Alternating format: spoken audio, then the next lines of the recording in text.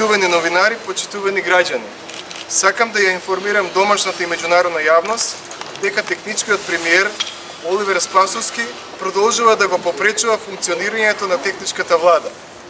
А со последните случувања во соработка со дел од стручните служби во владата, направи и кривично дело, фалсификување на службена исправа и злоупотреба на службена положба и овластување.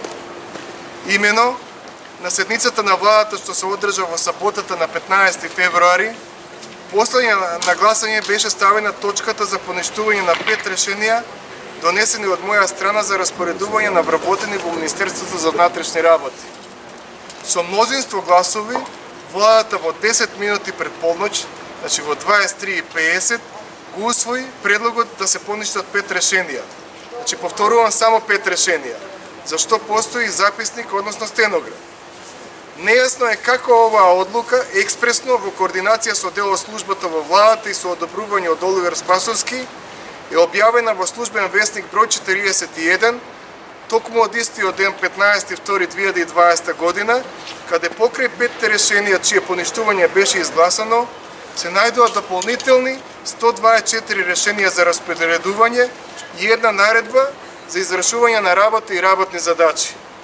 Овие решенија воопшто не биле предмет на разгледување на членовите на владата, ниту е донесена одлука за нивно поништување. Имајќи предвид дека ситуацијата налага итно преземање на действија со цел да се спречи бришење, уништување или прикривање на докази, го повикувам основното јавно обвинителство да преземе действија за обезбедување на доказите и да спроведе истрага. Воспротивно ќе биде директно одговорно за неказнетото фалсификување на оваа одлука на владата. Сакам да ја искористам оваа прилика и да упатам апел до вработените во владата, кои се одобрување и понасоки на Оливер Спасовски, веќе го прекршиле законот, да се воздржат од дополнителни действија со кои ќе се обидат да ги уништат или менуваат доказите и ќе влијаат на понатамошно откривање на кривичните дела.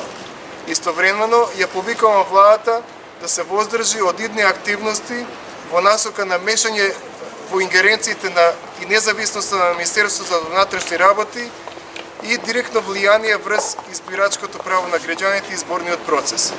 Ви благодарам.